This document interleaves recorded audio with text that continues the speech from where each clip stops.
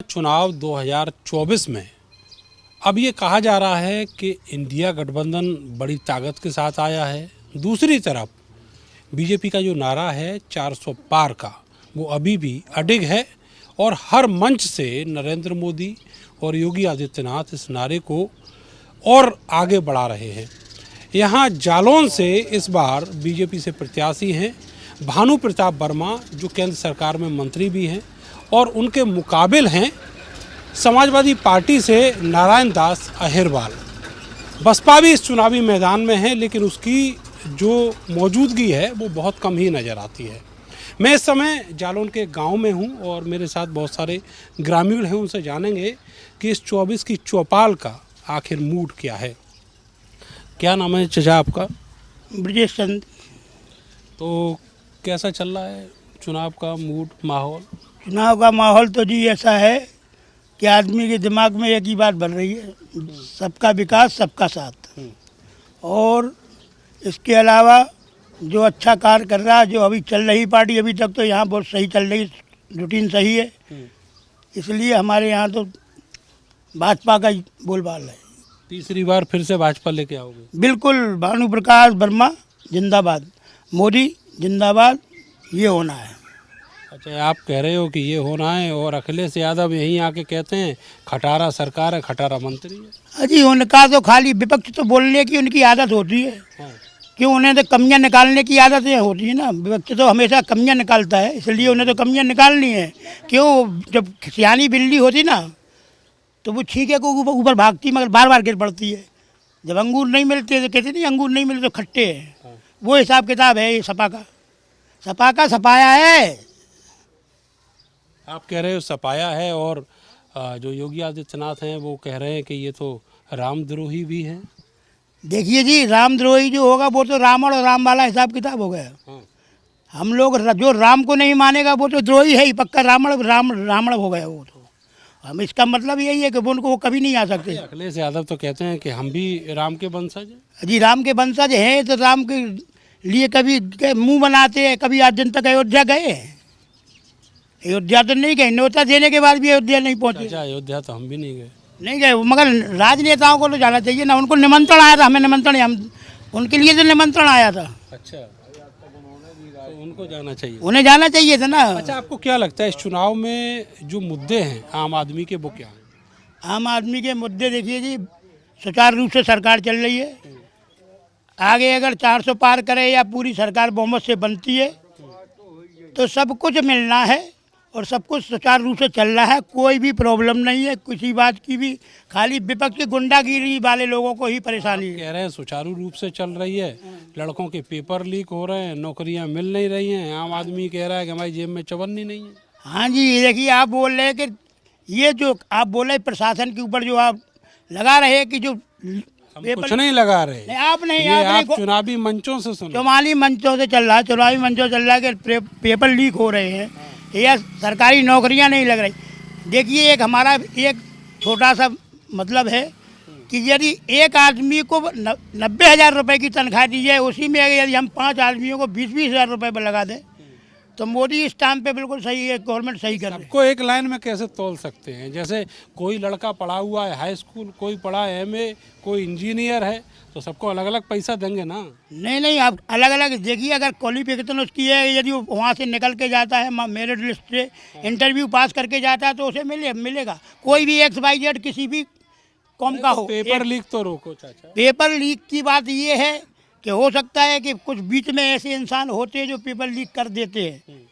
ये अरे एक बार, 2 बार, 3 बार, 10 बार इस कमी को संभालना चाहिए। देखिए, एक आदमी अपने घर की मालिक अपने घर को नहीं सुचारू रूप से चला सकता है। ये तो प्रधानमंत्री मोदी जी हैं, पूरे हिंदुस्तान को चला रहे। 1-2 कमियां तो हो जाती हैं, ये कोई कमी नहीं है। बड़ा तगड़े तरीके से पैरवी चल रही है सरकार की। बिल्कुल बिल्कुल है। हमारे हिसाब से तो भाजपा की चलेगी, भाजपा ही आएगी। ये जो बोल रहे हैं कि पेपर लीक हो गया, तो ये तो चलता ही रहता है। छोटी बात बता सबके टाइम में होते हैं, हाँ। सबके टाइम में भी तो हो जाते हैं। अन्य सरकारें भी होती हैं, तभी भी होते थे, अभी भी हो रहे हैं। हमारे हिसाब से तो बढ़िया चल रहा है। भाजपा का ही सपोर्ट है, समर्थन भी है। सपोर्ट समर्थन है आपका। बीजेपी का गढ़ है, ये बीजेपी का गढ़ है। यहाँ आपको मतलब जो है सब भाजपा वाले मिलेंगे और यहाँ जो है न सपा का मिलेगा और न बीएसपी का मिलेगा। आप पुलिया की बात तरफ जाएं तो वहाँ हो सकता है कुछ विरोध करें, लेकिन जो मानसिकताएं हैं आदमी की, जो गलत फहमियाँ बिगड़ी हैं कि वो वोट, अभी आपने सुना होगा एक थोड़ी सी पिए बैठे थे, वो कह रहे थे कि वोट कहीं भी डालोगे आप मोदी के यहाँ जाएगा। कहा था उन्होंने कि मोदी के यहाँ जाएगा। तो आदमी जब हमने उनको उत्तर दिया कि जब मोदी के यहाँ जाएगा ही तो फिर तुम भी क्यों वोट बर्बाद कर रहे, सीधा कमल ही में डालो। जब आपकी मानसिकता ये है कि हम हाथी में वोट डालेंगे वो कमल में जाएगा, और साइकिल में वोट डालेंगे फिर भी कमल में जाएगा, तो कुछ ऐसी फहमियां गलत हैं आदमी के अंदर, जो मानसिकताएं बिड़ी हैं। जो आदमी कहता है कि कमल का तो बिना प्रचार के चुनाव हो रहा है, बिना प्रचार के हो रहा है। हाँ, यहाँ तो प्रत्याशी जो है आए या ना आए, भाई तो अगर उसकी किस्मत में लॉटरी खुली है तो बीजेपी से टिकट मिल गया तो समझ ले उसकी लॉटरी खुल गई। तो ये माना जाए भानु प्रताप वर्मा की जो पर्सनैलिटी है उससे कोई लेना देना नहीं, बीजेपी का टिकट। भानु वर्मा तो ये, भानु वर्मा का तो ये क्षेत्र ही है, यहाँ तो टोटल क्षेत्र भानु वर्मा का है। और आपको जैसे वहाँ पुलिया के बात तरफ जाते तो आपको विरोध भी मिलता हैं, क्योंकि कुछ साइकिल वाले हैं, कुछ जैसे आप वो और आगे जाते कुछ यादव वर्ग हैं, वो भी साइकिल वर्ग में हैं।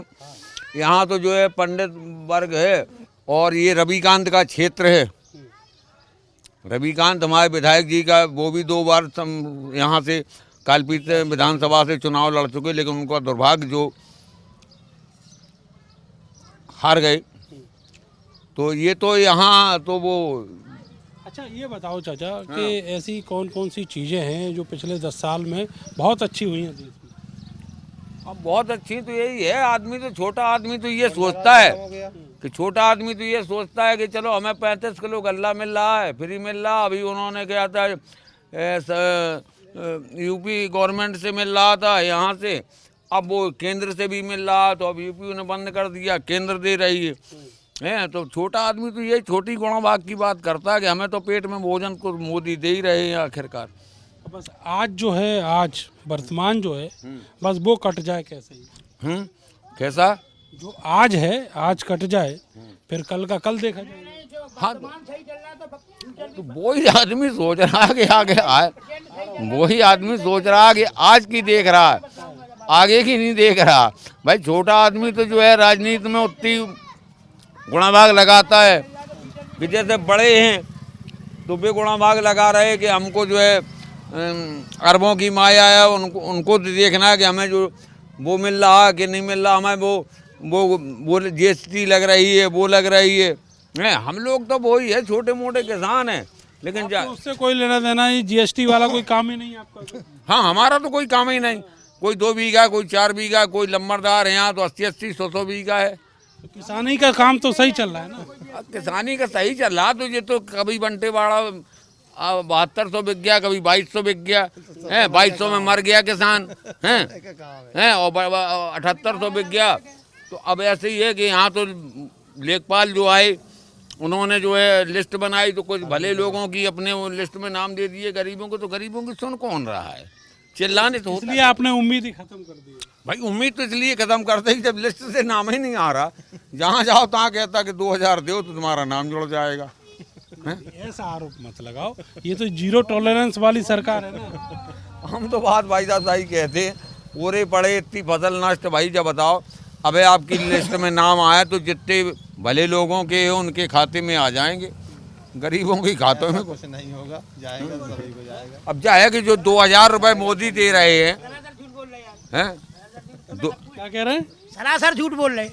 सारी व्यवस्थाएं हो रही हैं आपके साथ, कौन सी जगह आपको क्या नहीं मिल रहा? किसान निधि मिल रही है आपको, किसान एमएससी की सारी सुविधाएं मिल रही हैं। पूरी पैरवी अकेले कर रहे हैं चाचा। ध्यान रखो इस बात के लिए, भाजपा गवर्नमेंट अपनी जगह बिल्कुल फिटफोर है। क्या क्या कह रहे हैं दादा? यहाँ सब कर रहे थे, यहाँ गाड़ा भाजपा को, और भाजपा के बहुत सारे थे। भाजपा सब कुछ दिया, मोदी ने सब कुछ दिया। लड़के लोग ये कह रहे हैं नौकरियां नहीं मिली। नौकरियाँ नहीं मिली, मिल जाएगी, मिल जाएगी। अभी इंतजार करें। इंतजार करें मोदी का। खुश हैं आप भी? चचा तो कह रहे हैं खुश हैं। हम भी खुश हैं। ये अपने खुश होने का कारण तो बताओ। मोदी जी ने शादी की दी है। आपकी भी करवाई है क्या? ना शादी करवानी ना, हमारे साले हैं इनकी शादी करवानी, शादी करवानी है। क्यों शादी करवाओ? ये तो कह रहे हैं करवा देंगे। मोदी जैसे ने यूट्यूब पे नहीं सुनी है? नहीं, हमें नहीं करा उन्हें शादी। आपको नहीं कहा? तो फिर लड़ुगन के लाने क्या दे रहे हैं मोदी? ये बताओ। खूब तो दे रहे। हम मोदी खुद ही लड़ुआ है, योगी खुद लड़ुआ है, तो क्या दे देंगे? तुम्हारी लाने तो कर रहे हैं, कर कौन के? शादी वाली कौन सी योजना है ये बताओ। शादी वाली योजना निकालेंगे ना मोदी जी। अब 2024 के बाद शादी के लिए भी प्रावधान बनाया जाएगा संविधान में, अलग से एक। बड़े बूढ़ों की शादी होगी? बड़े बूढ़ों की नहीं, जो जो जो जो लिमिट में आ रहे होंगे 40 साल तक। व्याकरण की चाहे करे तो 20-25 के अंदर कीजिए, 30 गई मुँह घिस गई, 40 पे कोई न पसीजे, 50 वही मृत्युआस वही, 55 पे कोई न रीजे, और 60 के ऊपर ब्याह की बात करें तो गाल पे तमाचो दीजिए। इसलिए मोदी सरकार सोच रही है कि अगर 40 साल का लड़का उसके लिए भी चाहे नागालैंड से लाने पड़ो, शादी की व्यवस्था करेंगे वो। आपकी उम्र कितनी है? हमारी उम्र तो 69 साल है। अभी तो 1 साल कम है ना? नहीं, 1 साल कम है, मगर हम योगी जी को तीसरी बार प्रधानमंत्री बनने की चेष्टा देख रहे हैं कि बन जाए, उसके बाद हमारी शादी हो गई। मतलब हमें स्वतः अपने दिल में ही शादी हो गई हो। आपने अभी तक शादी नहीं की? शादी नहीं की मैंने, ना करनी है। खाली प्रधानमंत्री मोदी जी होने चाहिए, इसके अलावा और हमें कोई भी प्रधानमंत्री पसंद नहीं है। इसके बाद चाहे वो कोई भी बने, कुछ भी हो। तो ये जो 1 साल अभी बचा हुआ है कुछ सोच लो। इसमें सोच इसलिए रहा हूँ कि जो नए बच्चे हैं उनके लिए हो जाएगा, और जिनकी नौकरी लगनी है उन्होंने 3 साल 5 साल छूट दे दी है। जब 22 उम्र थी उन्हें 23 साल कर दी, उनके लिए 3 साल का कंसेशन दे दिया है। तो केवल एक भर्ती में किया? एक भर्ती में किया। आप कौन सी में गए? IAS में कर रहे हैं, PCS में कर रहे हैं? हमें तो आप बताइए कौन सी सर्विस की, कौन सी डिपार्टमेंट की बात कर रहे हैं? पुलिस वाली भर्ती में किया था बस। फौज वाली में किया था, उसके लिए पुलिस वाली में। इंटरव्यू चाहिए ना। चाचा पुलिस वाली में? पुलिस वाली के किया था, पुलिस में तो अब हो जाएंगे उसके बाद। और सुनने कोई तैयार नहीं, इनकी तो कट गई है, अब तो ब्याह भी करने को राजी नहीं है। आप बताएं, आप हमसे क्या पूछना चाहते मैं ये पूछ रहा हूँ कि इस बार जो चुनावी माहौल है आपको क्या दिख रहा है? मोदी जी तीसरी बार आ रहे हैं या कुछ बदलाव होने वाला है? हैं? जी, अगर देखा जाए तो व्यक्तिगत रूप से जो हम अपनी पर्सनल ज़िंदगी में बताएं तो हमारे गांव में कानून व्यवस्था मतलब सुदृढ़ नहीं हुई है योगी के शासन में। क्योंकि इसी गांव में 2010 में जब बहन जी की सरकार थी तो मेरे बड़े भाई का मर्डर हो गया था अज्ञात रूप में। मैंने FIR भी की थी, लेकिन न तो अभी तक न कोई अपराधी पकड़ा गया, न कोई कानूनी कार्रवाई हुई।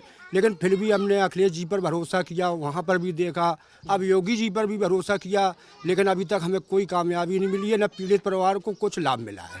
तीनों सरकारें फेल हो गई आपके मामले में? बिल्कुल बिल्कुल, कोई भी सक्षम रूप से सामने नहीं आ पाई, न कोई अपराधियों को पकड़ पाई।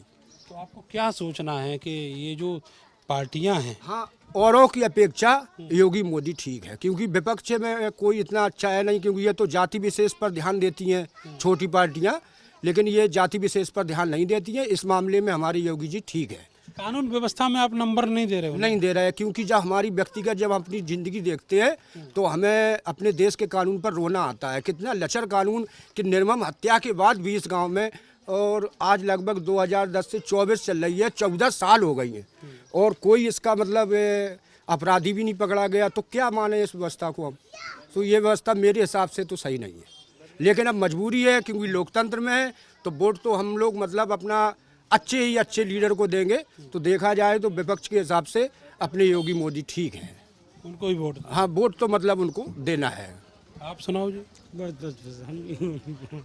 आप बोलोगे भी नहीं? नहीं बता तो आपका क्या नाम भाई साहब? प्रदीप कुमार। प्रदीप कुमार। तो बता रहे हैं कि यहाँ तो माहौल बना हुआ है तीसरी बार फिर से। हाँ, तीसरी बार मोदी होगी। आपको क्या लगता है क्या क्या ऐसी योजनाएं हैं जो बहुत सबसे अच्छा बड़ी बात तो ये है कि भूमाफिया खत्म हो गए। सबसे बड़ी बात तो ये है, और मतलब बढ़िया ले, ये कानून व्यवस्था ठीक ठाक है। कानून व्यवस्था के तो नंबर सारे काट दिए भाई साहब। भाई साहब की वो व्यक्तिगत है, मतलब पारिवारिक रंज। वैसे तो अगर देखा जाए तो कानून व्यवस्था बहुत अच्छी है इस सरकार में, ना कोई भेदभाव है हर समाज के लिए। उधर भी एक दो चीजें गिनवाओ मोदी जी वाली। मोदी जी वाली का है, खूब राशन पानी मिल रहा है, किसान सम्मान निधि मिल ही रही है, किसान के हैं आप क्या काम करते हो? हम तो कृषि कराते हैं। आपको आ रहा है पैसा? हमारी तो किसान सम्मान निधि नहीं आ रही भाई साहब। अरे तो फिर काहे तारीफ कर रहे हैं? सबकी तो आ रही है, सबके मिल रहा है, हमें नहीं मिल रहा ना। सही, दूसरों की खुशी में खुश हो। खुशी, सबकी खुशी में तो अपनी खुशी है ही। आपका पैसा नहीं? सबकी खुशी अपनी खुशी, काम बढ़िया कर रहा है। इसके आगे और भी और आगे क्या है, देश अपना उन्नति है, बाहर देश का जैसे गुणगान हो रहा है। पाकिस्तान में देखो डंका बज रहा हो, अगल बगल डंका बज रहा हो हैं। विश्व गुरु होवे की स्थिति में है इतबारा, अगर मोदी जी आए तो विश्व गुरु होंगे पक्का, इसमें तो कोई संदेह है ही नहीं। आपने भी तय कर रखा है, बना के ही मानोगे? बनाकर मानेंगे। चलो, इधर भी और एक दो लोग हैं, उनसे बात कर ले रहे हैं। आपका क्या नाम है जी? हमारा नाम श्याम बाबू। श्याम बाबू जी, आप ये बताओ कि जो व्यवस्थाएं बनी हैं, जिस तरीके से माहौल चल रहा है, गरीब आदमी के हिस्से क्या आया है, किसान के हिस्से? अरे गरीबन के लाने काफ़ी आवास मिले हैं, शौचालय मिले हैं, और ये तुम्हारे स्वास्थ्य कार्ड बने हैं, सारी सुविधाएं, राशन मिल रहा है, सारी सुविधाएं हैं। स्थिर सरकार हैगी, बढ़िया चल रहा है। बढ़िया चल रहा है। हम तो सोच रहे हैं मोदी जी त्योहार आए वो बने। यही हमारा विचार है और यही यहाँ चल रहा है। चलिए, बहुत अच्छी बात है। और यहाँ पे जो गांव में लोग हैं, उनका कहना है कि ये मजबूत गढ़ माना जाता है बीजेपी का, इसलिए तीसरी बार जिस भी प्रत्याशी को टिकट दिया गया, उनका मतलब प्रत्याशी से नहीं, उनका मकसद जो है वो नरेंद्र मोदी से है, और इस बार वो चाहते हैं तीसरी बार भी मोदी प्रधानमंत्री बने। फिलहाल के लिए बस इतना ही। मुझे और मेरे कैमरा सहयोगी सानू को दीजिए इजाज़त। नमस्कार।